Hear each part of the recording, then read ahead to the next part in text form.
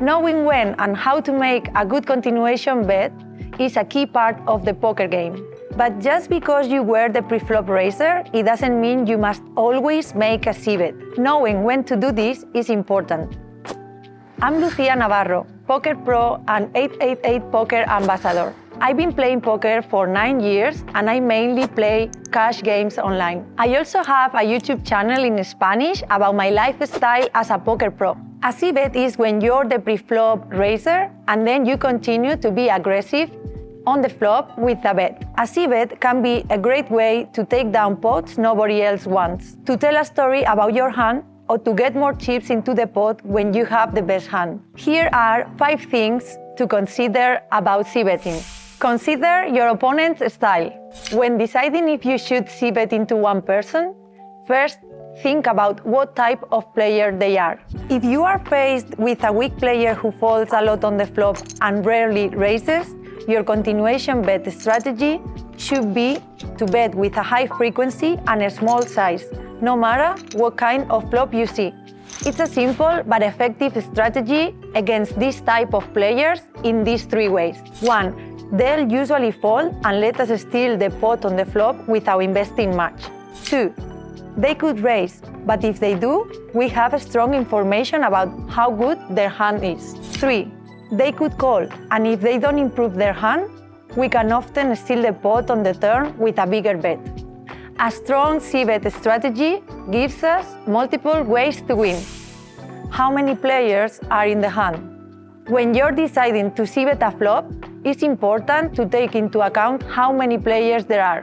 When the pot is multi-way, we will lower the frequency a lot, since we need a better hand to bet against 2 or more people.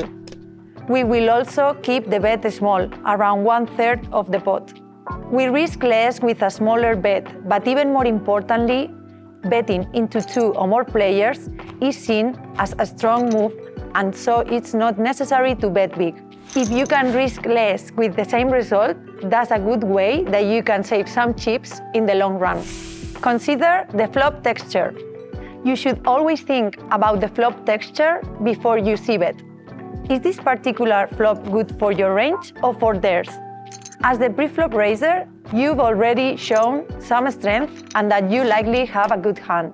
A low, unconnected flop probably won't have hit you and is much more likely to have hit your opponent. On the other hand, continuing to bet on a flop with Broadway cards makes a lot of sense and tells a good story that your opponent could believe, even if it isn't true. The better the flops looks for you, the higher the c-bet frequency should be. Your bet size should change with the flop texture. Continuation bets tend to be smaller now than a few years ago, but that doesn't mean that you should only have one size of bet.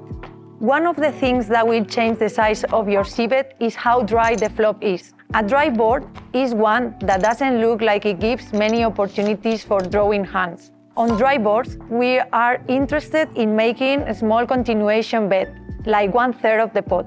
We know that draws won't have our opponents calling more than usual on a board like that. When an action flop comes with many draws, you need to bet bigger, around 3/4 of the pot, because then your opponents are folding their weakest pairs and the worst straight draws. The texture of the flop is an important factor of c-betting. Consider your hand strength.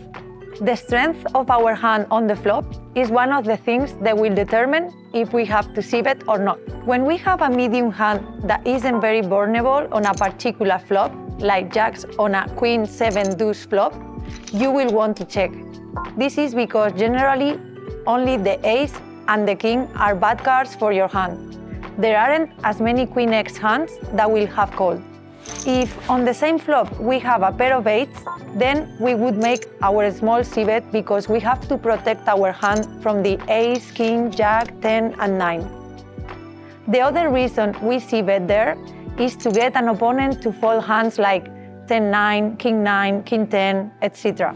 How vulnerable our hand is on the flop, that will help us to decide on a c-bet. Which part of the game are you looking for help with? Leave a comment below. 888 Poker, made to play.